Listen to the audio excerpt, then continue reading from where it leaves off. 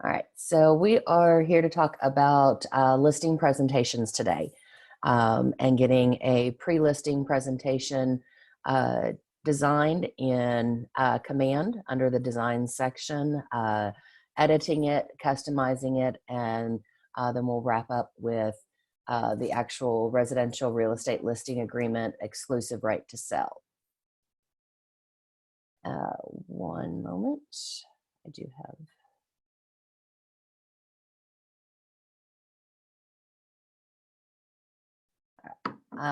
agent was asking about joining the class. So Marzel, great to see you this morning. Okay, so today's class is going to be a little similar to Wednesday's class. I know, I think both of you, y'all were on Wednesday's buyer's presentation class. So it's very similar. So I'm going to go through the listing presentation on Command pretty quickly, since we had to cut 30 minutes out of today's class in order to get prepared for Bill's 10 o'clock office announcement. So I'm going to go ahead and share my screen with everyone.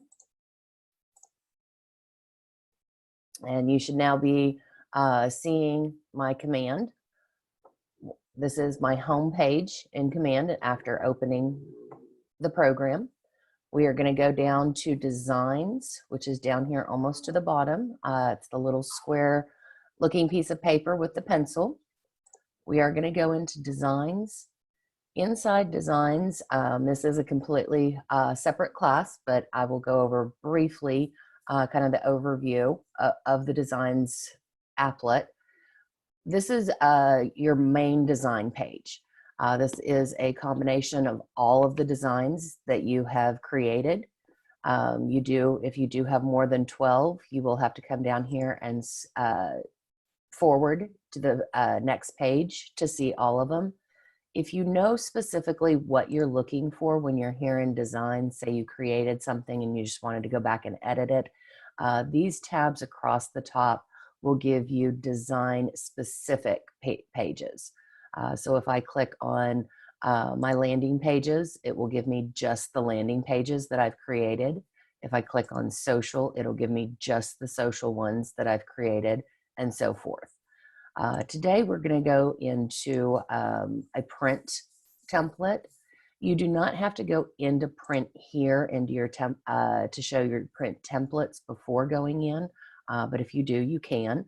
To create a new template, you'll come down here to the far right corner where this blue circle is with the plus sign, and we're going to add a template design. This is where you're going to choose what kind of design you're wanting to create. And for today's listing presentation, we are going to go into print. I know it kind of makes not a lot of sense for buyer's presentations and listing presentations to be under print, but they are intended to be printed out and either emailed and or taken to your appointment with your potential client. So you will find them under print. Wednesday, when we were talking about buyers, we went to the buyers section. Today, under listings, for the listing presentation, we're going to go under listing. Under listing presentations, there's going to be the same two templates that we had in the buyers presentation. We're going to have a modern listing presentation and a classic listing presentation. You can see that these are 28 pages, and we're going to go ahead and hover over the listing presentation we want to choose, and in the top right hand corner there is a red kind of circle, oblong, oval that says use. We're going to click on that, and that is going to bring up our listing presentation template. And you can see we're right here on our listing presentation template. It does start with a blank page, and you do have to click on this left-hand side to add whatever pages you want to add to the template. So I'm going to come down here to this page expander, and I'm going to expand it up so I can see as I'm adding these pages, they're adding down here. So I'm going to click on and add this page, add this page, And you're just going to click down through each page that you want added. We're just going to add all of these right quick.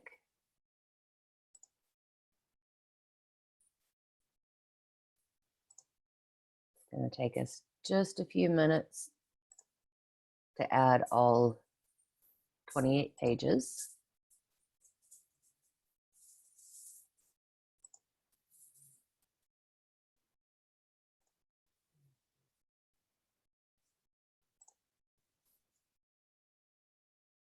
And as you can see, as we continue clicking these down at the bottom of my screen, it just keeps adding them in sequential order.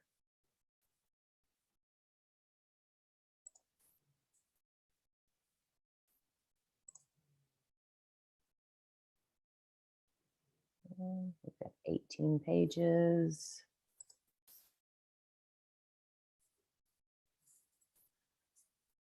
Got about 10 more to go.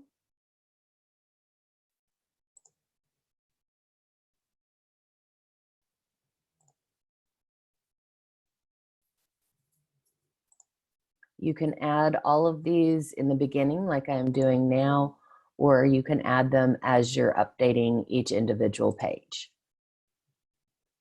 I tend to want to get them all into the editor before I start going, just so I can kind of go page by page, edit and delete what I want after it's already downloaded.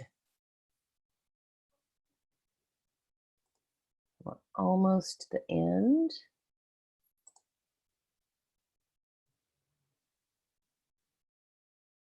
And then these can be instructions and different types of sheets.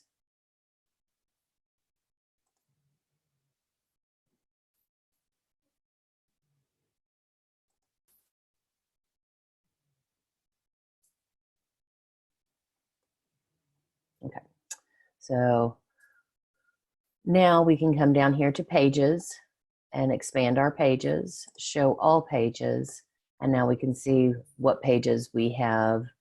I'm going to go ahead and delete this first page, which is a yes, so that I don't have that blank first page. It looks like I doubled these pages as well, starting about right here. So I'm going to delete those as well. And you just click on the downwards caret, click on the trash can, and click yes. And that will remove any page that you may have duplicated and or don't want in your presentation. So to edit this presentation, we're just going to come back to the first page. This is just a standard listing presentation template. You don't want to have templates on anything that you're wanting to hand out to your clients. So I'm going to click in here into this box. I'm going to double click, and I'm going to come and delete the word template, so that now this first page just says listing presentation. Now, one of the other things you can do is this is right adjusted. So up here, just as you would have in a Microsoft document, you can manipulate the text. So if I wanted to center that, I could come here to text align, and I could center it instead of having it left justified or right justified. If you don't like this font, you can also come and you can find different fonts in here. So maybe you want it in a script or something like that. You can also change the size. So if 62 doesn't work for you, maybe we wanted to go up to 74. Now that isn't kind of working with the size of this box. So we're going to take the sides of this box and we're going to expand them. And as you're expanding each side, it's now going to allow you to fit the 72 or 74 font in this listing presentation first page. To go to the second page, you can come down here to the bottom of the screen and click next page. And that's going to bring up our instructions. This is going to tell you how to work with the listing presentation. I don't want that as part of my presentation, so I'm going to come up and I'm going to delete the instructions. And now it's going to bring me to this kind of first page. In this area, I'm going to want to change my picture. I'm going to want to change the logo, potentially this picture, some wording around here. And let me actually zoom in here a little bit so y'all can see this better on the screen. So this Maria and Christopher Roberts to me is a little big and gaudy. So for right now, I'm going to go ahead and delete that. Looks like the consultation right here is cut off. So I can go ahead and move that box up. So that looks a little bit better. I'm going to want to come and change my picture. Now, as you can see over here, I have already added to my library all of my headshots. If you do not have this done yet, you can click down here, add to library. When you click to add library, it will bring up this box here. And I already have my images in here, but there'll be a plus symbol here where you can click on and then go and find them on your computer. You can also add from this top area right here, and you can add from Facebook pages, Instagram, or any other area. The company also has some stock images here. If you don't have headshots, you can possibly use something else. But to easily change this picture out, I'm going to click on the picture and see that it is outlined. And then I'm going to click on the headshot that I want. And I'm going to go ahead and use this headshot. So I'm going to click this kind of circular image with the arrows that says replace image. And then it just automatically replaces the image. If I don't like that image and maybe want to try a different one, again, click on it, make sure that it's outlined. And maybe I want to try the one without the white background. Oh. Let's see, that one doesn't cover directly, so I'm going to have to move my photo over, click on the photo that's there, delete it, and then pull my image. Oh, we're going to have to delete twice, and then pull my image back over. And now my image is there, and you can see that the background photo is gone.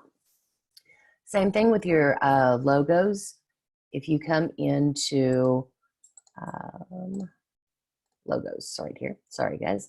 I've already uploaded a lot of the logos that I have. I've got 3 different Market Center logos, a couple of the KWs, and then I'm also Keller Offers certified, so I have the Keller Offers logo in here. So this one's kind of red with white. I might stay with that theme. So I want to click on it, make sure that it's outlined, and click on the red KW with white. And then I'm going to replace that image. It is going to drop it down. So I'm going to have to come back up. Because of the size of the logo, I can manipulate what size I want it to be. And now that looks line it up just a little bit better with the owner statement and my name. And so now I've got the logo in here.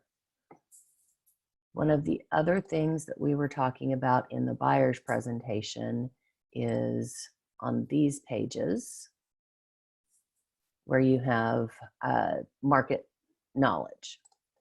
I have reported to KW Labs that the KWRL icon has been disappearing over here. So you don't have that image right now to filter this out, or to change it out, excuse me. But if you come up here, and let's go ahead and name our presentation.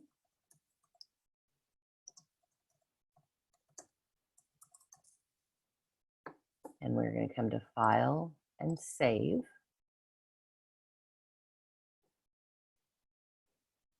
Click Done. And when you go back into the presentation, a lot of times the KWRL will appear. And you can see now that the KWLS logo is here. So now I can go over to this page and move this out of the way so y'all can see. Come over here, and this is what I want to change out for my client. So I'm going to come to the KWLS listings section. I'm going to go to the snapshots, and I'm going to look by a postal code and search. And now I can click on and make sure my image over here is outlined, replace it with this image, and now I have a image of 76210 instead of Barton Hills. I can also come in here, and if I want to change Barton Hills to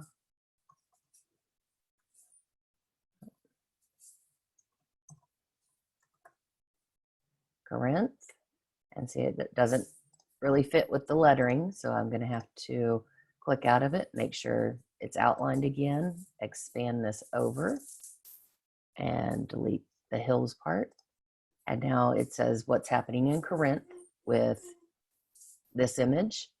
It's actually off my page a little bit, so I might move it down. And then I can go and update all of the wording on this page. But now you've got a new image, and it is accurate for this area. So I want to kind of pause for just a minute, open it up for any design questions, and then I'm going to move on to the actual listing agreement. I'm going to go ahead and open the chat function. So if anybody has any questions, you can unmute yourself and or type in chat. Hey, Christy, this is Patricia. How are you doing? I'm doing great. How are you, Patricia? Good. I have a quick question. I know people ask you 1,000 times of these questions. I tried to add the Keller Williams logo in my library. I couldn't find it anywhere. Okay, so you're looking for the KW, yes. the white or the red KW? Yeah, just give into my library, but okay. I couldn't find it. Excuse me. If you come to the next tab over where it says company, okay, you see where that's on my screen? Company, yes. Okay, click on that, and you'll come down to the very bottom where it says KW. See, I have email sign, Instagram, location. I have those big icon. Okay, so you're still up here in image. Come down the left-hand side to where it says logos. Got it. And I only have one. In your library right here. Oh, okay. And then if you go to the company section here. Found it. Got it. That's going to be where all of your KW logos are. Got it. Thank you. Now, if you wanted to add any of these over to your library so you don't have to keep coming over to the company section, all you do is, let's see, let's find a really nice one that I tend to use a lot. Let's see, I like the KW, just this plain Keller Williams. So you can hover over it and use this plus sign right here, not the replace image, but the plus sign. And when you click on that, then it should bring it. Did I put it in here? Oh, it did put it in here. It's supposed to bring it over to your library. Oh, they bring it to the side. Got it. Okay, so never mind. They deleted that portion of it. So you used to be able to put them in your library, but now they have them set straight for the company. So you would have to come and get it from here to move it over. Got it. Thank you. But to add them directly to your library, you can go out to the My KW marketing area, download any of the KW apps that you or logos that you want, and then you can add them to your library from here. Great question. Thank you. Thanks, Patricia. Any other questions? Okay, so due to the limited time that we have, I am going to go ahead and get out of the designs area. If anybody does have any other questions about designs, I'm also going to be posting a video on what all of these buttons mean, what they all can do, and all of the great areas that you can update any type of design, whether that be a print design and or social media. So moving to the residential real estate listing agreement, exclusive right to sell. Just wanted to touch base briefly on this today. I am also the compliance coordinator at the Market Center, and do see not only first-time agents, but even experienced agents that do sometimes make some minor errors on these forms. Let me tell you, when making errors on these forms, a lot of times it will not stop your transaction, guys. If you do make an error on this, or if you turn it into compliance, we might not necessarily make you redo it, but just send a note for future reference. I wouldn't take that as okay, I got away with it this time. It's not a big deal. What it is very simply your error, like your errors and omissions. If you're omitting anything from this contract, it can save you. Your E&O can save you if for some reason you ever get in a lawsuit. I was actually talking to our team leader this morning, and he gave a really great example in real life. When you move and you've got 90 days to change over your driver's license, and you're driving down the highway and you get pulled over, the police officer asks you if you've gotten, if your address is correct, and you say, no, I actually moved 6 months ago.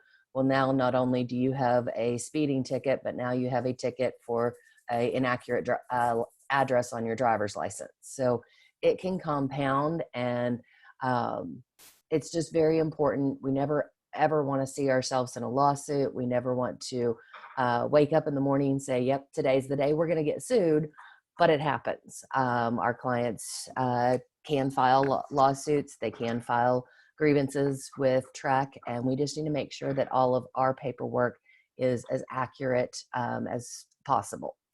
So going down through this, I'm going to kind of go through a little bit quickly. I'm going to try to get us out of here by about 9:45, 9:50, just so we can get prepared for the next call. So in this first section, parties to the transaction, in this seller area, it is very important that you use legal names. A lot of times I see John and Jane Smith. That's not legal names. We do need to write out John Smith and Jane Smith. And one of the other omittance that we see is in married couples. If two people own property prior to getting married, and then a spouse moves in with somebody that has already owned their house, and they go to sell it, they just list the seller that is on as record of owning the house. However, Texas is a common property state.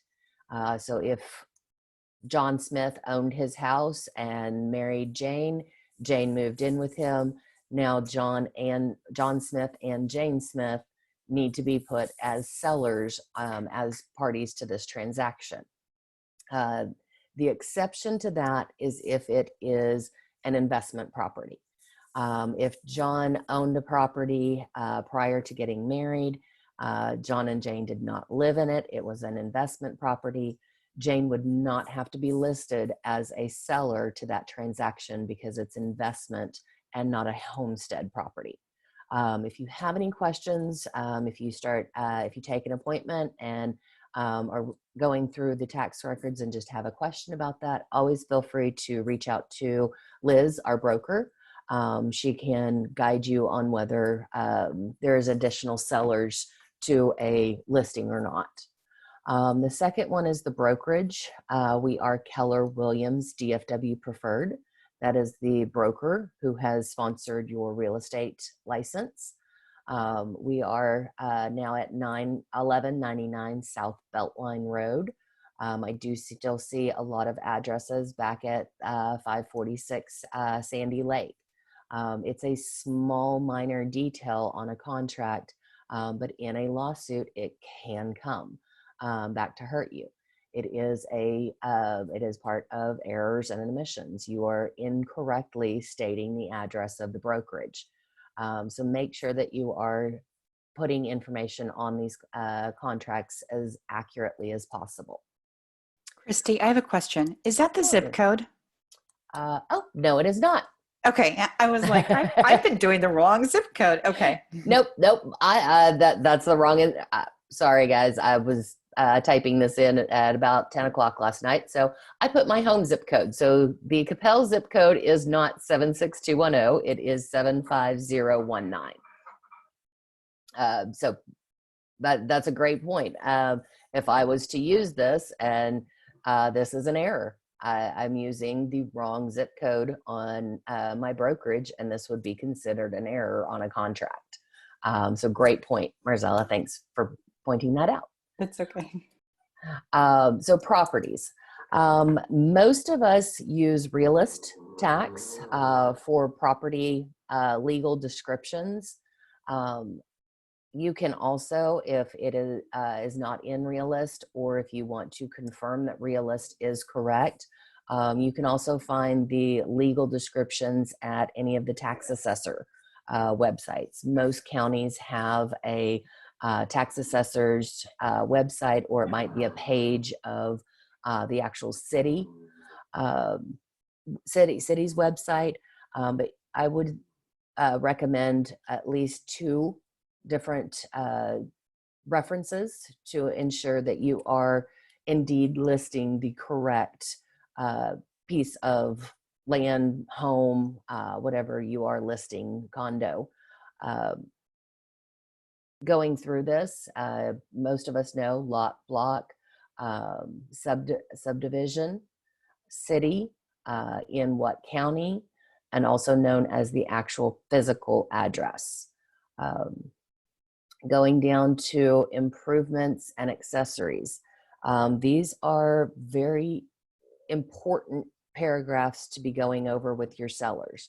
A lot of sellers do not understand what is considered a improvement or real property and an accessory. And both of these paragraphs talk to what must stay at the house.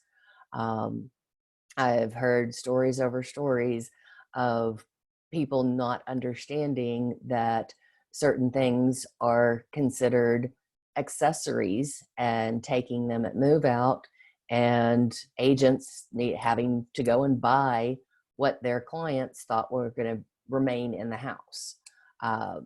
So if you're doing your due diligence and explaining these 2 paragraphs to your sellers in the at the front, asking them what of these items they may or may not be taking, and adding it to this exclusions area, that will potentially avoid any mistakes down the road.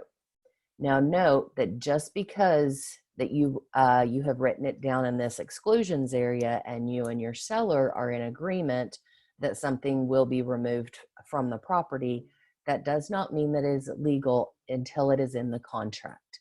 So as the listing agent, it is your responsibility, even if you put it in MLS that certain items will be removed from the property. If the buyer's agent does not put that into the contract when submitting to you, you must make sure that those items are in the contract to make it legal binding between the 2 parties of the buyer and the seller.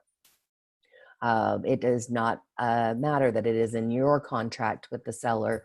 The buyer will still expect those items to be at the property if they are not excluded from the 1-to-4 contract.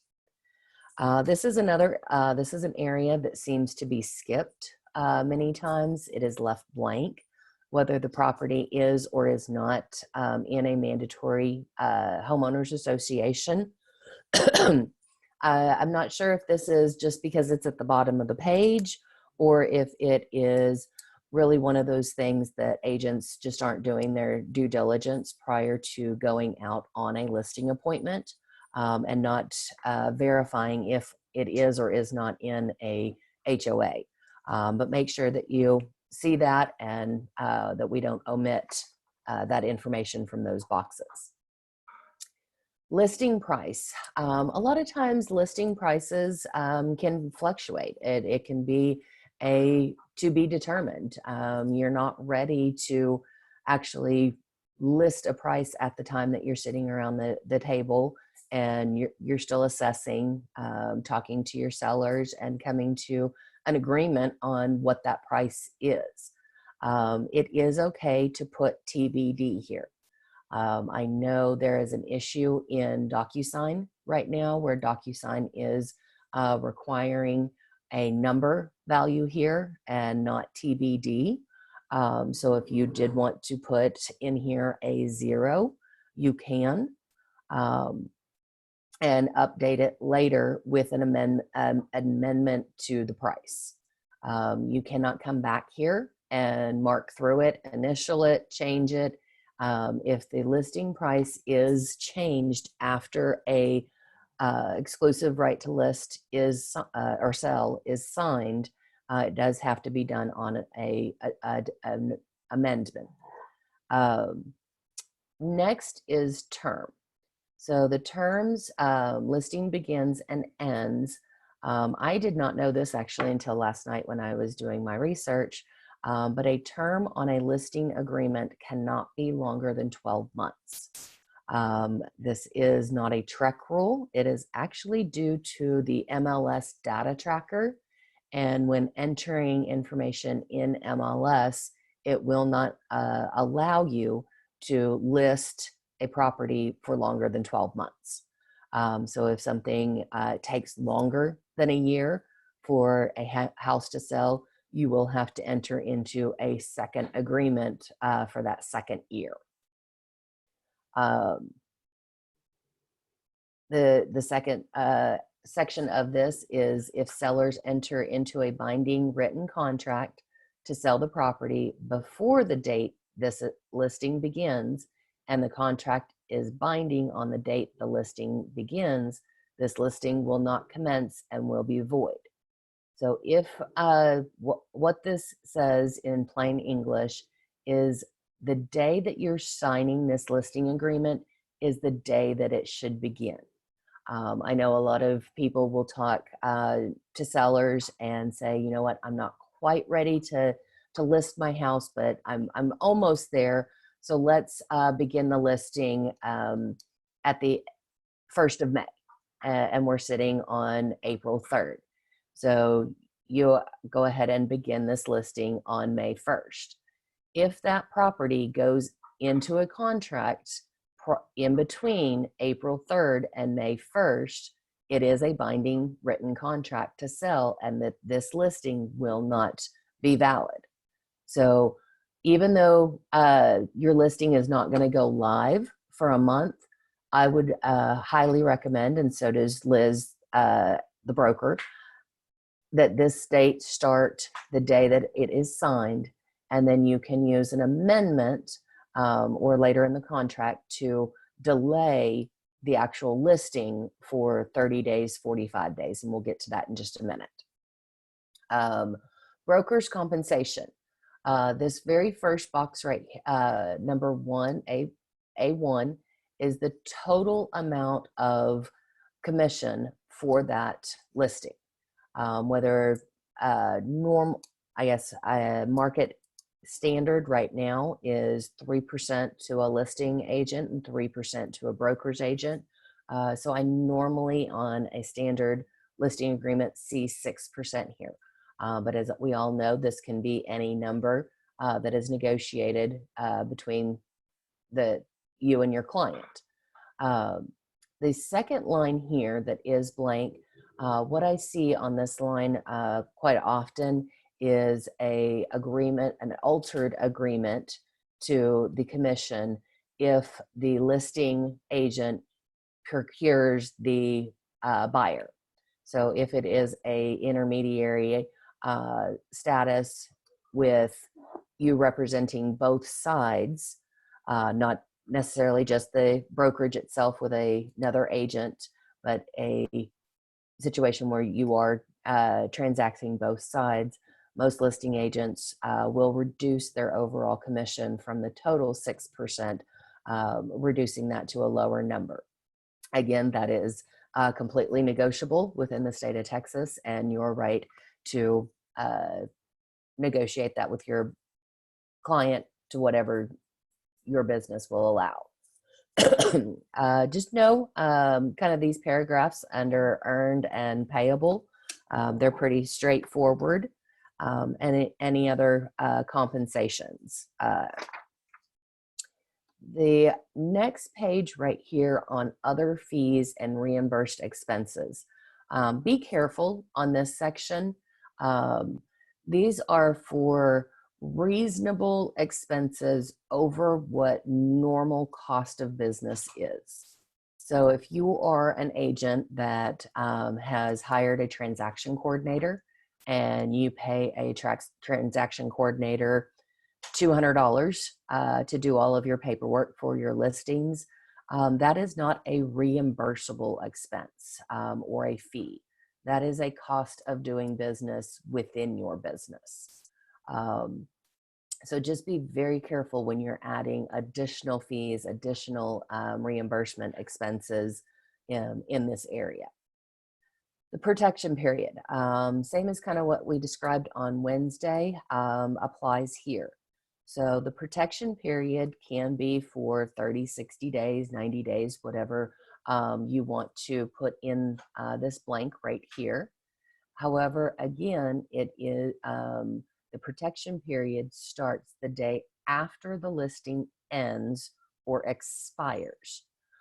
If this listing agreement is canceled due to one thing or another, this protection period does not apply. The listing does have to expire for the protection period to apply. Going down into paragraph 5E, this also,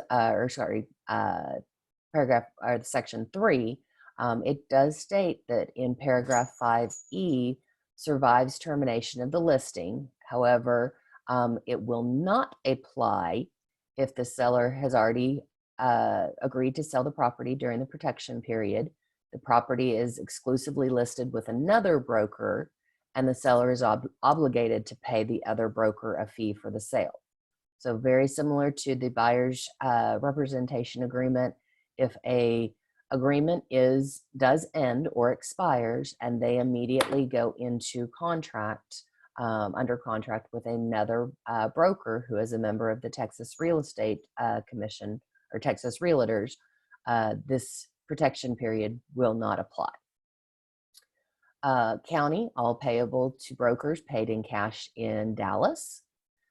Listing services.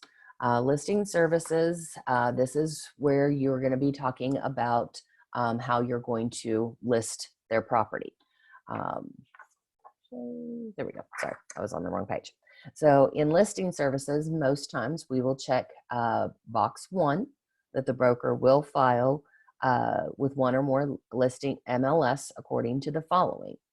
If they do not want you filing on the MLS, and this is going to be an off-market property, you will come down here and you will check number 2 that the broker will not file this listing with any MLS services or listing services. If you will be listing, the rules for MLS is to have the listing active within 5 days, or MLS rules, of the date that the listing begins. That's pretty quick, guys. It can be done, but if you know that you are not going to make this time period, that you are cannot get your listing activated within 5 days of this listing agreement being signed, you need to be checking 1B. Seller instructs broker not to file this listing with one or more multiple listing services until how many days after the date the listing begins for the following purposes. So this is where we were talking earlier. If we were signing a lease today, or a lease agreement today, but they did not want to start the actual listing until May 1st, here's where you would put that number of days to delay that period between today and May 1st.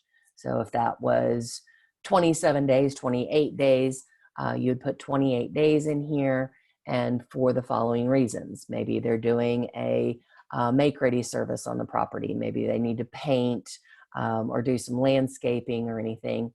You can actually put that in here for the reasons that the client does not wish it to go on the market immediately. Going down to the next page, this is really good information to just kind of read through. I don't really have much to talk about on this. Listing content, the main area that you need to pay attention to is the definition. Listing contents means all photos, images, graphics, videos, recordings, visual tours, etc. That are copyrightable elements related to the property. Seller listed content and broker listing content. A lot of times when you do have photography, or in these days and age, virtual tours that are done, unless you get a full release of copyright, the photographer is only giving you limited copyright availability to list that specific property.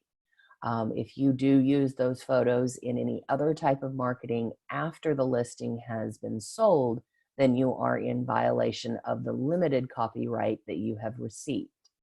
One thing to also note, that a lot of these photographers and virtual tour companies are releasing the copyrights to the broker, not the listing agent.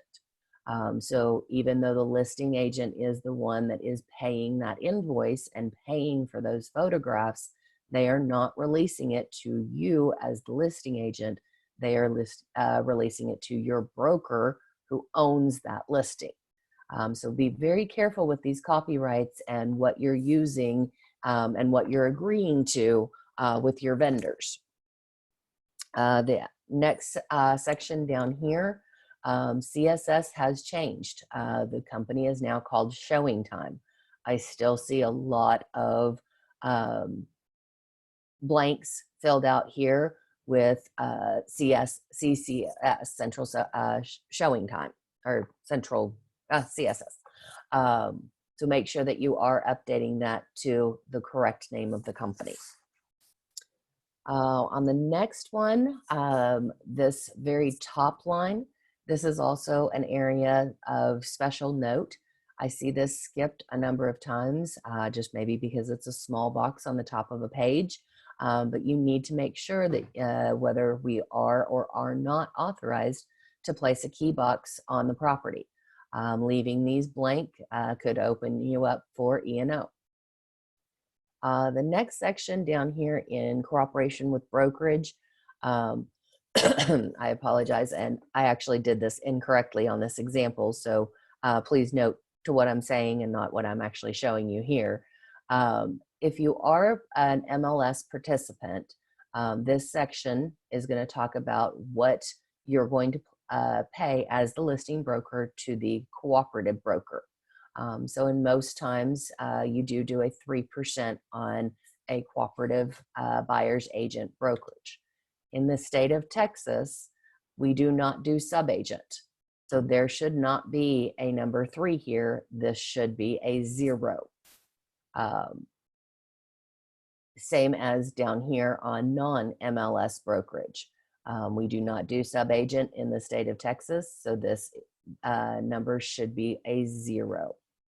The difference between an MLS participant and a non-MLS brokerage, some people will pay 3% either way. However, keep in mind that if the buyer's agent is not an MLS brokerage, which could mean that buyer Sally, her sister is an agent down in Austin, and She's going to have her sister represent her for a purchase up here in Dallas, which is completely legal. She is well within her rights to represent a transaction in the state of Texas. However, being an agent from Austin does not afford her the ability to have access to our MLS or showing time or the key boxes. So her sister will not be able to show her that house, your listing. You will be doing a lot of the showing.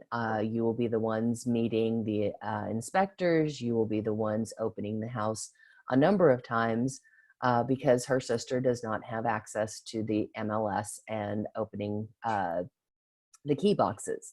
So I do see a lot of agents reduce this to maybe 1.5 or 2% because this agent is not doing the work of an agent that is in a participating MLS.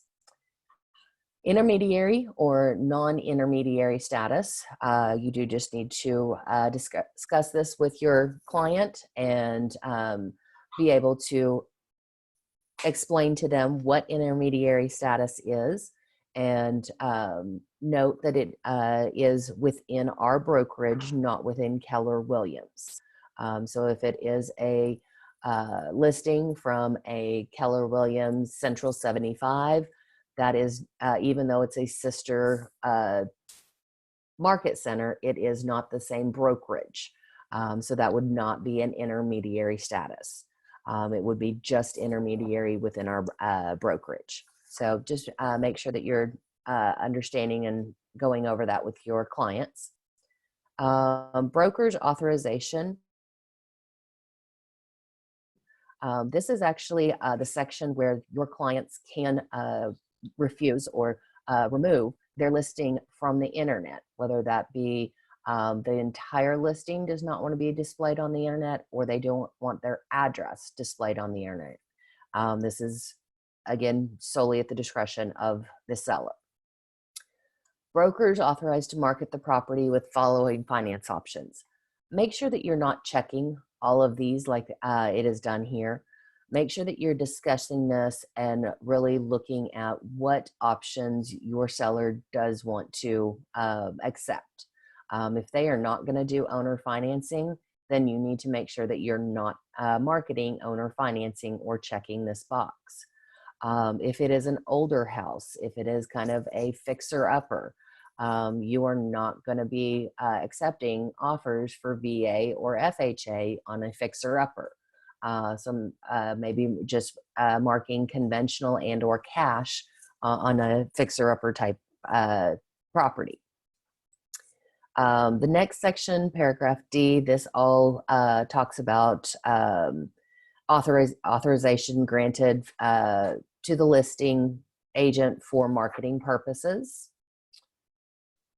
Seller's representation, again, down here in section E, these are some hard conversations to sometimes have, but we need to have them as sales agents. We need to know, are they delinquent on any of their loans?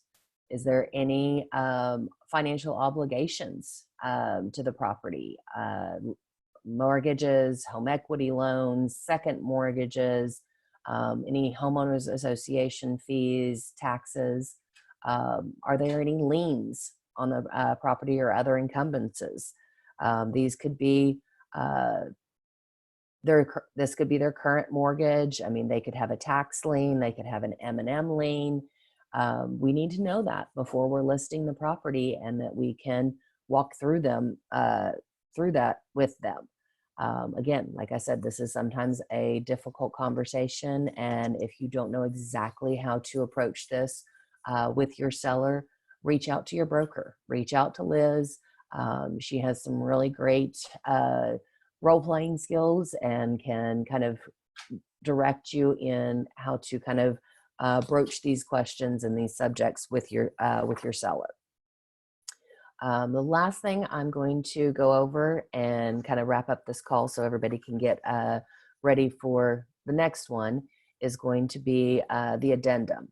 Your information about brokerage services, of course, is always going to be part of this listing, and your seller's disclosure. These two are mandatory forms with any type of listing package.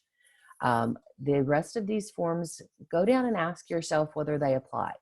Don't discount them. Make sure that when you're doing your due diligence on the listing, you're knowing if the property was built before 1978 and whether this addendum is going to be required or not. Have a T47 potentially ready if you're asking the question if they already have a survey. To research and see if it is in a statutory tax district or if it's in a homeowners association. Know your property before you go to sit down at the breakfast table or the dining room table to have these appointments. Be prepared, be educated on the type of property that you're going to list and to discuss, and have these ready if they do apply. So I am going to go ahead and leave it there. We've got about 5 minutes till our next training class with Bill, our operating principal. So I am going to go ahead and stop the video now.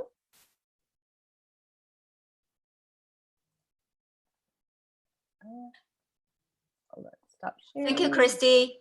And